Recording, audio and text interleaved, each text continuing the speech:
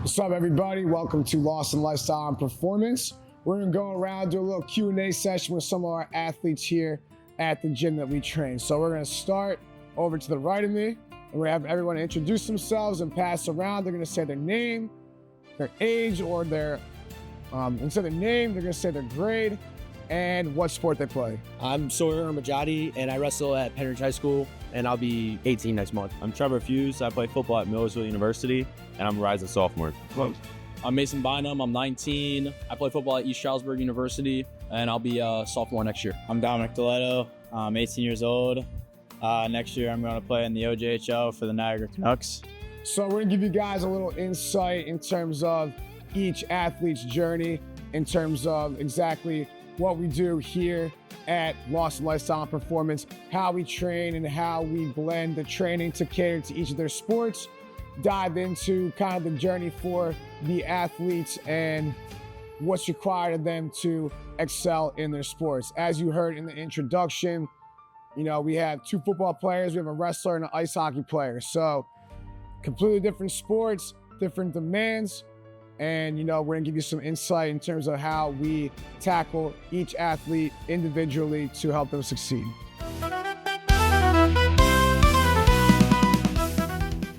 So you guys, we're gonna start with Dom. Break down a sample training day in terms of wake up, your whole schedule, when you eat, go to class, what you train specifically regarding what you do in the weight room, what you do in the ice. Just kind of break down real briefly a sample training day.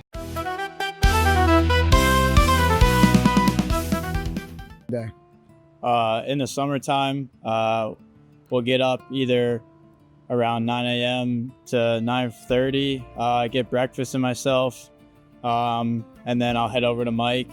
It's about a 20-minute drive. I'll get here, starts at 11, so I'll get here a little bit earlier, start stretching, getting the muscles ready for whatever lift day it is. Start from 11, go till 1 o'clock. A lot of the days are hard, they're grinds, but once you're done, then I go eat, either at Chipotle or I'll go get myself a meal at home. And then most days, mostly Monday through Thursday, I'm skating right after Mike at 2:30 till about 6 o'clock. And about that time, I'm done, go home, eat dinner, and then kind of wrap it up for the night. And then it's just a repeat cycle.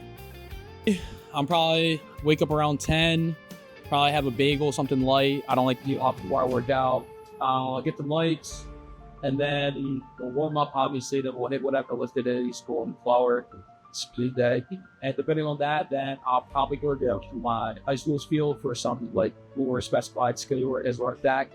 And then I'll eat before that, so you get a little snack, and then I'll have my main lunch after the field. And then I'll probably just head at home, stretch at home, eat some food, and hydrate up, watch how to get the whole good to each other. Usually around like 6:30, get here probably around 7 for a field workout. From like 7:30 to 8:30, and then I'll rest, refuel, and then I coach 9 to 11 for Mike. I coach youth classes here. Very blessed with that. And then we train on Mondays is usually dynamic upper body, and then we'll train at 11 to 1. I'll go home, rest, eat, recover, refuel, and get ready for the next day. Yeah, so most days I come in here around 1.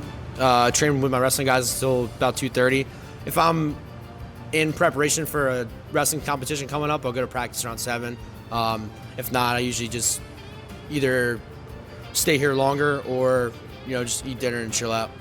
So to give you guys some insights to kind of summarize everyone's answer: wake up, relatively early time, eat, come in, we work out. There's a field component and a lift component for the team sport athletes, for the football and the ice hockey, right? Then they eat, and then they go and they do their football or their skating for ice hockey, right? So not only they train speed work, they train in the weight room, and they have their sport-specific practice. And then they eat after that, and then they're going to bed, right? So their full day is comprised of having to require the preparation to eat and hydrate before, go through the work, eat after, right, to refuel from the work we just did while also preparing for the later practices, right? And then eating after that, and you're constantly, really dialed in with the nutrition aspects, and then, the recovery work that we do both in the gym, and also everybody has their assigned recovery work outside the gym, right? That, you know, it's a full-time job, right? On top of the fact they balance their social lives, they balance any jobs they do. A lot of them work for me, shout out you guys, right? It's a full-time job, everything they do on top of the training, right? So there's summers, you know, these guys, these young men, they could be out doing anything with their time, but they're in here, they're dedicated to their craft, they're dedicated to their job, and they're trying to build themselves both personally and professionally. So kind of piggybacking off your guys' training day, right? We mentioned nutrition and we also mentioned recovery. So what would you say is one of the most or the most underrated element in terms of being successful in your sport? Could be nutrition and recovery, it could be you know, the mental side, your preparation, it could be, you know, just something specific to the speed work or the lifting or the skill work that you do in of itself. What's the most underrated quality for success in your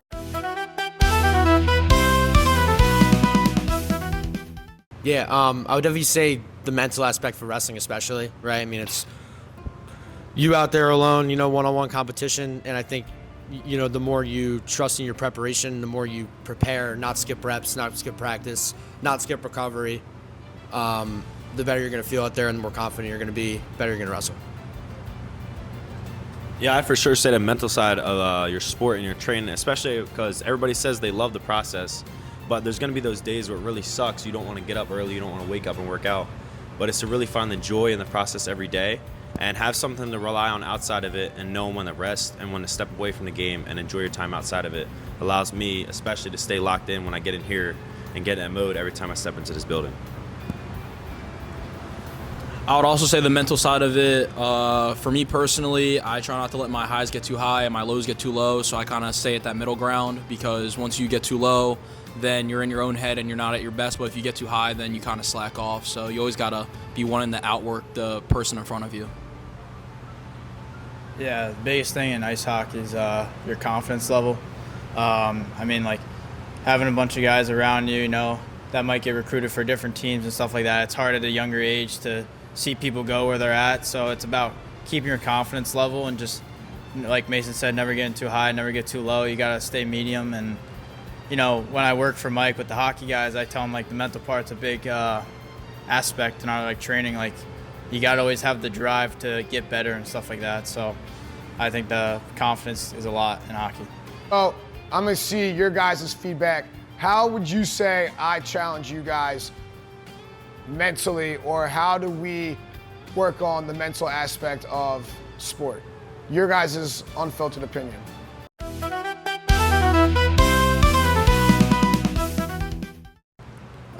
I would say that the way Mike trains us to be, like, mentally focused is never taking a rep off, always sprint through the line. Like, we teach the younger group, like, never take a rep off, and if Mike says sprint 5 yards, you should sprint past 7 yards. Like, that's just kind of that mentality that I've always had, as well as training with Mike, is always finish strong and never take a rep off. I would say, me personally, that the way Mike explains everything and he has a purpose behind everything he does kind of helps me understand why we're doing some of the things we do. So me personally, I like to know why I'm doing something, so that's big for me. Yeah, bouncing off what both of them just said, like, we practice the little details in everything we do, and we don't change our standards for anybody, new guys, old guys, veterans, whatever it is. And especially the intentionality aspect, like Mason was saying, having a reason behind every workout and every auxiliary lift and structured programs, things like that, to make sure we peak at the right time, make sure that our bodies are right all the time, and staying on top of everything. Yeah, I've definitely learned to not complain, right? Even when I come in here, my body's not feeling the best. I'm not feeling the best, right? All my boys aren't feeling the best, but we got to do sleds, we got to do a circuit, we got to do whatever it is. Like, you just do it. Just don't complain.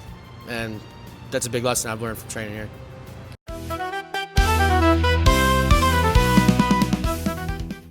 So yeah, kind of piggybacking on these guys' answers to give you a little insight in terms of my philosophy and how I approach the mental side. One of my biggest quotes is, the way you do anything is the way you do everything. So, you know, when you're feeling good, it's easy to come in and do the right thing, right? But if you're the type of person who, you know, you think you can go through the motions in practice, or you can go through the motions in school or with your nutrition or your relationships or your recovery and show up on game day and ball out. Young guys can get away with that to a degree, but nowadays when you're at the high school level, talent's not gonna cut it. There's too many guys with trainers. There's too many people who understand the work ethic. There's too much information out there that your talent's alone is not gonna be enough, especially in this day and age. So, you know, it really comes down to, if you're the type of person who's subpar Monday through Thursday, you think you're gonna show up Friday nights under the lights and ball out, you might get away with it for a little while, but you're gonna get exposed. If you're on point Monday through Thursday, right, and I'm speaking in football terms, okay, whenever your game day is, if you're on point day in, day out with school, with your relationships, your nutrition, your recovery, your homework, the little things you don't want to do, but you're the discipline to do it anyway, that's gonna show up on game day. So talking about like finishing through the line or lining up a certain way, I'm very explicit in my instructions in terms of how we go about a certain process. And my goal for the athletes is to follow those instructions exactly the way they're meant to be done. Not because my way or the highway is the best way, but it's having the discipline to be able to do what is required of you in the moment when it's time to go. Because that is gonna trickle over onto game day. When you're dog tired, fourth quarter, third period, whatever it is, last minute of the third round of the match, you gotta get a bucket, you gotta get a point, you gotta get a goal, okay? You're gonna lean back into those moments. You're gonna pull through those moments, right? And it's gonna be ingrained in you. So my pillars, kind of going on a segue here, or a tangent rather, my pillars is really discipline, integrity, intensity, and attention to detail. That's 4 pillars I got from my time at University of Georgia. And the biggest thing with those is we're gonna train, perform the drill, perform whatever it is to the point where we get it right, and then we're gonna repeat it to the point where we can't get it wrong no matter what, where it's in your head where you cannot possibly get it wrong. No matter how tired you are, it's physically ingrained in you to do it the right and the proper way. So this is gonna kind of lead me into my next point, right? You wake up, you're dog tired, had a hard workout the night before, you stayed up late, you were, doing whatever with your friends. You wake up, you're tired, you gotta train. Where do you pull from to get through that workout? Or what does it take on the days where you're not feeling your best and most motivated?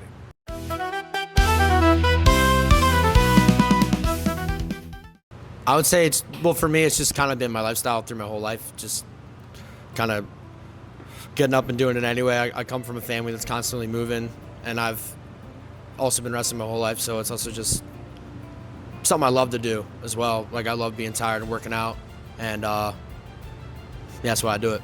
He loves the grind, he loves the prep, he's prepared, he's dialed in with his preparation, he loves the process. Yeah, for me personally, it's just beating the man I was yesterday and getting that 1% every single day I get in here. And just knowing what I did yesterday, I got to take that and elevate even more.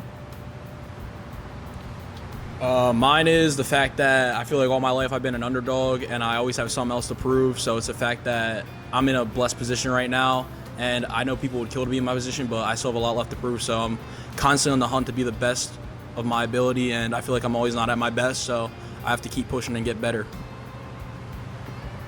Yeah, like after a hard day of working out, and then whatever Mike said, whatever you're doing the night of, like it's kind of what Kobe had a clip that I remember that they're in Miami, whatever, their team, and they were like, oh, he said, like, let's not go out, but all the team went out, and he went with them, but he was saying how he's banging on their door at 4:30, saying, now you're with me, now you're going to go train, like that type of mentality, like we're going to get up and grind, like no matter how tired we are, no matter how late we stayed up, like we're always going to get this work in and just get better every day.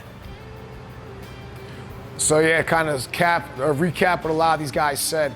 So in terms of themselves, they have a standard set for themselves, and their goal is to be better than the man they were yesterday.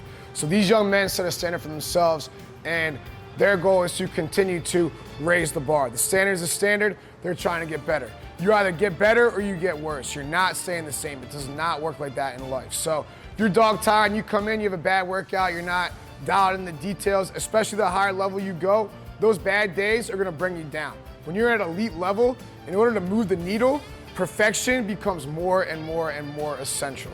It's just a fact of the matter. And thinking about, if you guys seen the Last Dance documentary, right? Or if you know anything about kind of Navy SEALs or buds training, right? You look at the Last Dance of Michael Jordan, he talks about going to war with his teammates at practice. He had a world-class team with the Chicago Bulls. He said the games were easy. Why? Because these guys came in day after day. They went to war at practice. They competed 100%, right? The practices were harder than the game. If you know anything about buds training for Navy SEALs, if you know anything about buds training for Navy SEALs, the preparation, they literally try to kill you throughout your preparation in your Hell Week to A, sort out who's who, what's what, and who's not, to weed out, to weed out those who aren't capable, right? And you're at the point where it's instinctual because you've been through it. So when you're in the moment and it's time to perform, your instincts take over and you're not relying on emotion to carry you through. Your instincts and your preparation is what propels you through those moments. Even when, you know, something as serious as that in combat, life or death situation, you're able to detach yourself and see thoroughly in that. And those same lessons in the Last Dance documentary or in that type of preparation is things I pull from in terms of how I prepare my guys. And another thing that I got from the University of Georgia is a player-driven culture. So we have a standard here at LAWSON Lifestyle and Performance. End of the day though, what I believe in is I want my guys that are here, and I'm blessed in this regard that the guys that walk in these doors, they're here and they want to get better and they have a standard for themselves.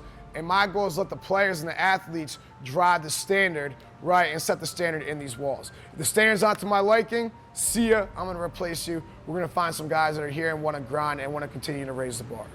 Here, so in your time here at the gym, what's the hardest workout we've done?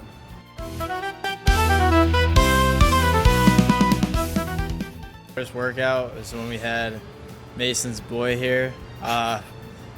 It was maybe the hardest day. We did probably the heaviest split squats, heaviest squats we could do. We did conditioning with the sleds all the way down the turf. Just that day where we just killed our legs. We might have done like acceleration as well too, like that day as well for our training aspect. And then the lift was just all legs, like. And then we might have done. I think one day Greg was here. We did like power sleds. We had like 8 plates on each side. Like you take it off, you do another rep, take it off, do another rep. Like just like that grind of the leg day was probably the hardest. Yeah, I would say my least favorite workout is probably the power sleds that we do because we loaded up with like 8 plates on each side and you gotta go down and then come back and you take it off or add it on and then you do it like 10 times and that was hands on. I was about to quit, I think. My legs were shaking by the end of it. Yeah, the hardest workout was definitely one Dom was saying with the sleds.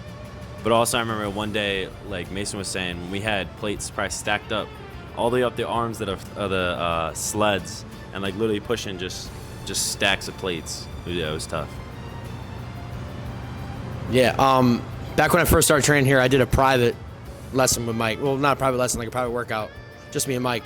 And that's when he introduced me to the sled over there. And I was fighting for my life, man. I had to dip out, go to the bathroom, me and my dad pull over on the ride home. Yeah, it was a rough one. Yo, that's crazy. To give you guys some insight, so the power sleds, there's lighter weight on the bar, but you're pushing it the full 40 or 50 yards. We have 50 yards of turf, by the way. Pushing it the full 40, 50 yards, right, and you're on a 10-second interval. You have to push it in the 10 seconds, and you get X amount of rest, and you're going back and forth. You do about 8 trips, and this was after we did lower body lift, and we did some sprint work as well. And the heavy sleds, basically you start with, 2 plates, you add a plate, you go till you tap out, and then you take them and you work your way down, so it's a pyramid. And those were the hardest workouts, so that's a testament to that. All right, so what would your walkout song be?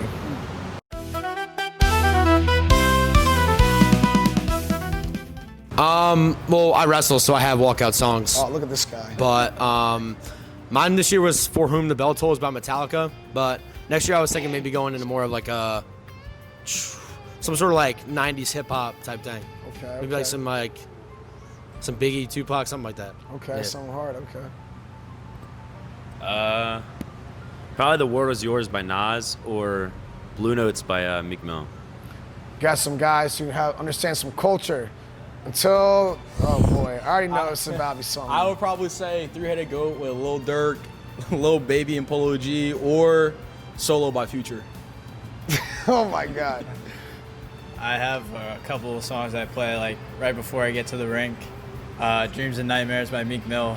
It like reminds me of like kind of where like I came from and like who the people I look up to, like where they came from, or Going Bad by Meek Mill as well, and Drake. Okay. So we got some Meek Mill, Showing Love to Philly. Mine would be, which probably surprises people because most people kind of associate me with someone who listens to rap music or hip hop, but mine would be Animal I've Become by 3 Days Grace. Yes, yeah. There's some meaning, a little meaning behind that, but just that hard rock, like come in, head down, like I like that kind of aggressive style. So that's where I would be as my walkout song. And I could be wrong, but I think he's going to Miami. I think if he's going to Cleveland, be a done deal. I don't think he's coming to Philly, unfortunately. All right.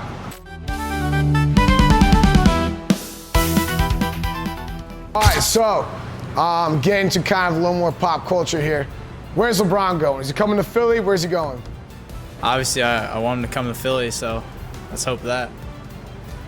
I'd love to say Philly, but I think he's going to Cleveland in all honesty. Hopefully not the Heat. I saw someone on Instagram the other day. He enrolled his daughter into a private school in Philly. So LeBron's coming to Philly. Yeah, you got a great thing coming too. You got scammed. Yeah, I mean, I'm not even really a basketball guy, but like, come to Philly, dude. You know, like one more year, come to Philly. He's not coming to Philly. I could be wrong, but I think he's going to Miami. I think if he's going to Cleveland, be a done deal. I don't think he's coming to Philly, unfortunately. All right. Nah, I ain't going to go there. I was going to ask a savage question, but I'm not going to ask it. It's kind of mean. We're not going to go. It's too early in the process.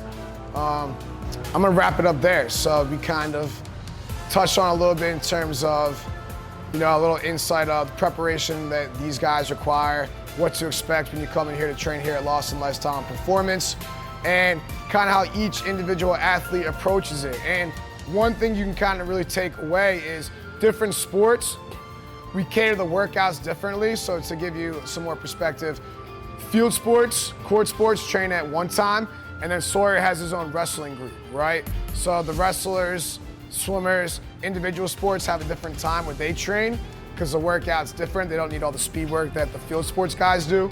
But end of the day, the system is the same in terms of the training philosophy, but it's, the sets and the reps and the exercise selection that will vary slightly. People get very hung up on sport-specific training, which there's a time and place for that, but my general philosophy is athletes that relatively have similar needs, and a lot of that, athletes have relatively similar needs, and so it really comes down to, beyond the sets and reps, it comes down to the process in terms of how you coach the lift, the workout, and what needs to be done. And the proof's in the pudding, because you ask these guys the number one intangible, it comes down to your mentality and how you approach everything. So we're gonna wrap it up here. I applaud you, young men. Thank you guys for sticking around and being a part of this Q&A and giving you guys insight into what we do here, and giving the world an opportunity to